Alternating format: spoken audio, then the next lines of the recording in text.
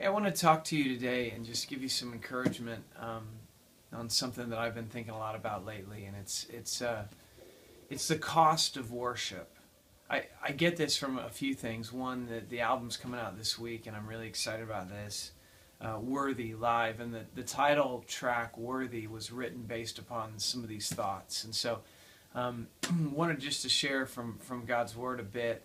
And kind of talk to you about this idea of costly worship. And where I started thinking about this was thinking about the Old Testament church and about the people of God, about how when they came to the temple, they never came empty-handed. And that's very different than our Americanized kind of consumer church culture, where all of us go and we kind of, for the most part, in default, we take the stance of, okay, what are you guys going to do for me? How are you going to make me feel good? With the songs that you sing and the message that you preach and your ambience and your coffee shop and whatever else. And I'm not opposed to any of those things. I think they're all important, trust me. But I think sometimes we can be in the position of saying, church, what are you going to give me? And Lord, what are you going to give me?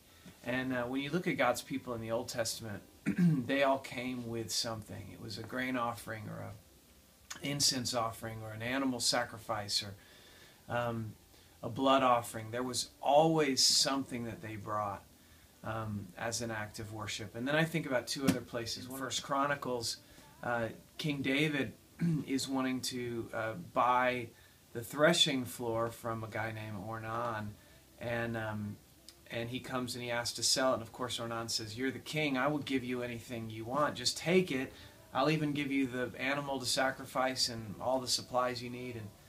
And David says, "No, I will pay you full price because I refuse to give a sacrifice to the Lord that costs me nothing." And I love that. I love that. And then I think, fast forward to Luke 7, the story of the woman at Simon's house. She opens up that expensive perfume and pours it out on his feet. And Jesus says that, I love that phrase about she loves so much because she's been forgiven so much.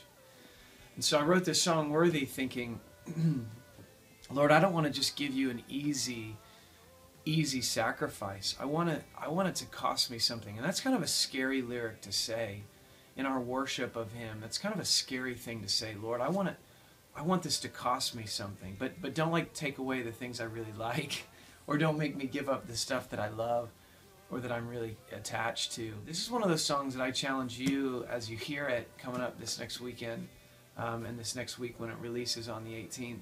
When you hear it, and maybe hopefully you can use it in your churches, but even describing it a bit to your people before you sing a song like this, because this isn't a song that you just sing willy-nilly without thinking about it. This is a song that you really want to make sure that you really mean to say that. Lord, don't let me bring you an easy sacrifice, but let it be costly. Let it cost me, because you're worthy. You're worthy, my God. Let's make our default setting coming with an offering, something that costs us something. I hope that's an encouragement to you. Can't wait for Worthy to come out. Can't wait for you to hear it this weekend. May 18th. Thanks.